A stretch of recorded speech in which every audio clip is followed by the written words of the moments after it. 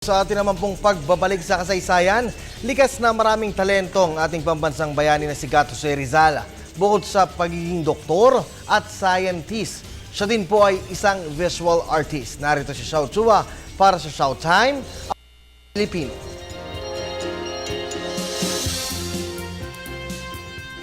Makasaysayang araw po, it's Showtime! 153 years ago, June 19, 1861, isinilang si Gat Dr. Jose Rizal, national hero ng Pilipinas. Sabi nila, ang talino ni Rizal, marami siyang nagawa sa kanyang maikling buhay. Yung bang pareho siyang magaling sa science at sa mga humanities. Hindi ba, either or lang yan sa mga ordinaryong mortal na katulad natin? Dahil dito, tinawag siyang Renaissance man, tulad ni Leonardo da Vinci, na maraming alam na wika, inventor at siyentipiko, at magaling na artista pa. Bata pa lamang daw si Rizal, visual artist na raw ang lolo. Gumuguhit siya gamit ang atswete sa kanyang maliit na bahay kubo na ipinatayo ng ama.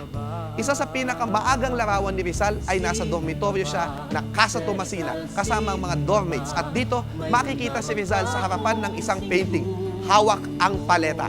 Bata pa lamang siya, nag-selfie na siya. Self-portrait. Kaya sabi nila, bakla daw si Rizal. Tingnan niyo ang pose. Joke only. Para dumiskarte sa chicks, heto ang guhit ni Rizal sa first love niya na si Segunda Katigbak. At sa kanyang first girlfriend, ang kanyang malayong pinsang, si Leonor Rivera. Ito ang kanyang watercolor sa ating mahal na Panginoong Jesucristo. Si Cristobal Colon o Christopher Columbus sa harapan ng reyna at hari ng Espanya. At ang kanyang doodle sa kanyang propesor. Habang emosyonal na iniiwan ang Maynila sa unang pagkakataon sa kanyang unang paglalakbay patungong Europa noong 1882, wala pang digital camera upang i-record ang kanyang huling tanaw sa Maynila, kaya dinrawing na lamang niya ito. 10 na mga bangkong kanyang sinakyan, pati ang iba't ibang mga tao na kanya nakasalamuha sa mga bangkong ito. Gayun din, ang mga tanawin na nakikita niya mula sa bangko, ang Singapore, ang Port of Aden, ang mga kastilyo sa Naples. Para makilala siya ng Pilipinolohistang si Ferdinand Blumentritt sa kanilang unang pagkikita sa istasyon ng tren, idinrawing ni Rizal ang kanyang sarili. Kinalaunan, iguguhit rin niya ang kanyang kaibigan. Mayroon din siyang guhit para sa anak ng kanyang host na Aleman, si Alfred, isang lalaking nagmamano sa nanay ng kanyang nililigawang dalaga. Ngunit ito ay nautot at pati ang ilaw at mga muebles ay nagalaw sa sobrang lakas at nahimatay ang babae at tumilapon ang mga aso, pusa at manok sa sobrang baho.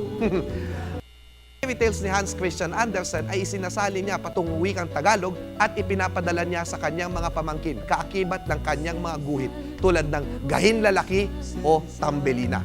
Kanya ring dinisenyo ang sana ay pabalat ng kanyang nobelang Noli Me Tangere. Ginuhit ang iba't ibang mga eksena sa Germany.